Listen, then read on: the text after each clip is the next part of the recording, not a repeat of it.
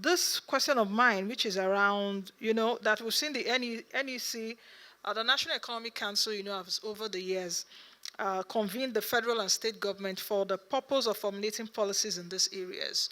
What are those main areas? I would like to know, where the federal government and the states should also work together to advance important economic reforms. Governor El-Rufai said earlier that the FG has so much latitude, but is it really that those of you that are state governors, you don't have any other thing to do? You can't be more innovative or so if the federal government does not come to your aid? I would like to know about that.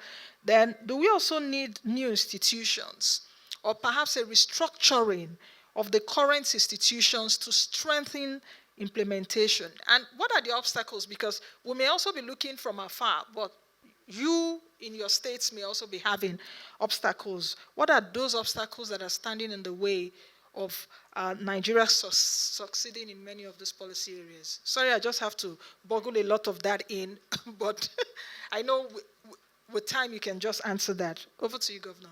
Thank you very much. Thank you, Shubham and the team, for another in-depth report, even though very, very frightening. We have all of us in this room agree that things are not too good, but in terms of the urgency of now, of what to do and the response, I mean, this report, for me, took it a bit further. Nancy, to just answer your question, just sitting back and reflecting, I haven't been in the private sector and now in government at a senior level, haven't been in both political parties. I think for me, it's beyond macroeconomy.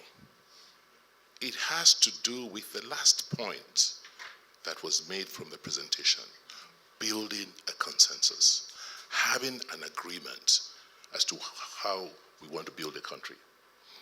If you look at this report, it talks about jobs and the private sector. The private sector accounts for 90% of GDP and produces 94% of the jobs in this country. Therefore, why should a policy not all be attuned to support the activities of the private sector so we can create more jobs and create more, livelihoods for our people? As a governor, I've had, just like my brother from Kaduna, had, fierce political challenges in the last, 6 or so years. And what's the issue? The issue for me has been one of resource allocation, right? So a certain amount of money comes to the state, whether it's from oil receipts, whether it's from VAT, whether it's from your own internally generated revenue. And at that point, there is no alignment of interests.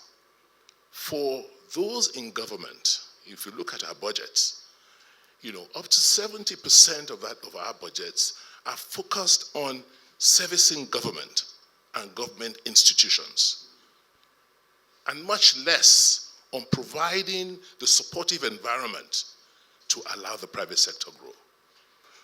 So unless and until we have that alignment of interests and build the political and social consensus, we'll just be talking round and round in circles. We'll come in next year, it'll be the same. So I think we must broaden the conversations. We must understand that there's nothing new. We've, like the governor of Kaduna said, my brother said, we've seen this trend in the last 2 decades, and even a decade before the transition to democratic rule. So there's nothing really, really new. But at the core, we've not been able to sit and agree to resolve the core. And unfortunately, I don't see 3 scenarios. I only see 2. It's either, we grow, drive our potentials, or things may fall apart. Okay.